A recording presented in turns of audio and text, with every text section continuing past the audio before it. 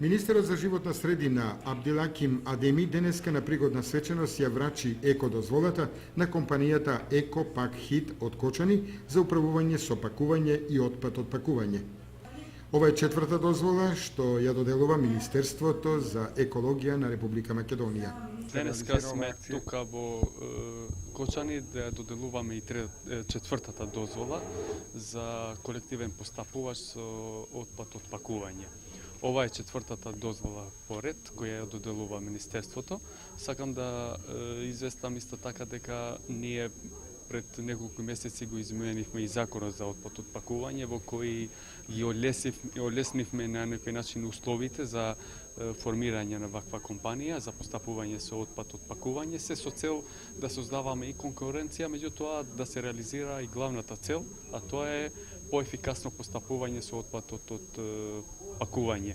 Сметам дека и новоформираната компанија која ги исполнува условите според законот ќе допринесе отпадот од пакување подобро да се менаџира, односно да се рециклира по голема количина. Исто така се надевам дека новоформираната компанија за една година исто така ќе ја постигне и целта која е предвидено со законот, односно количините до 20% од вкупниот отпад кој се создава во Македонија, а заедно со останатите компании да ги реализират и националните цели.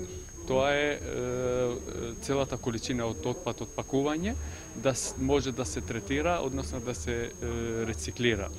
Секако дека компаниите имат обврска да доставуваат и извештај до март секоја година за претходната година како постапувале со отпадот, односно нивните клиенти како постапувале. И очекувам дека ова ќе биде добро искуство и за спроведување и на останатите закони, односно законот за отпад од акумулатори и батерии и законот за отпад од електрична и електронска опрема, кои ни се како обврска и за имплементација и од националното план за членување во Европската унија. На свеченоста присуствува и градоначалниците од Источниот плански регион, кои се заинтересирани да соработуваат со оваа компанија за управување со пакување и отпад од пакување. Мене ми е задоволство денеска што сум домаќин на Министерот за животна средина. Ова е една убава можност да не посети овде да го види истокот од државата и да ја доделиме формално дозволата за управување со отпад од пакување.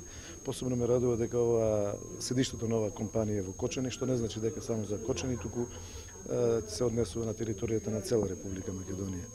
Ние како општини сме обврзани исто така во законот за управување со отпад од пакување, да бидеме обврзани сме, значи да се грижиме за тој отпад од пакување и очекувам дека ќе најдеме една заедничка соработка и со компанијата и со Министерството за животна средина да тој закон се равномерно применува и во источниот регион, односно во целата држава. Ќе ми биде задоволство ако после една година инспекциите констатираат дека се постигнати оние количини кои што се потребни за да се продолжи дозволата и ќе ми биде задоволство да, што е главна одлика на овој дел, да имаме што повеќе вработени во компанијата кои што се бават со таа дејност. За компанијата Еко Пак Хит од Кочани добивањето на дозволата значи можност повеќе да се докажат во своето работење. Еко Пак Хит е четврта фирма во Република Македонија која се здоби со дозвола за управување со отпад од пакување.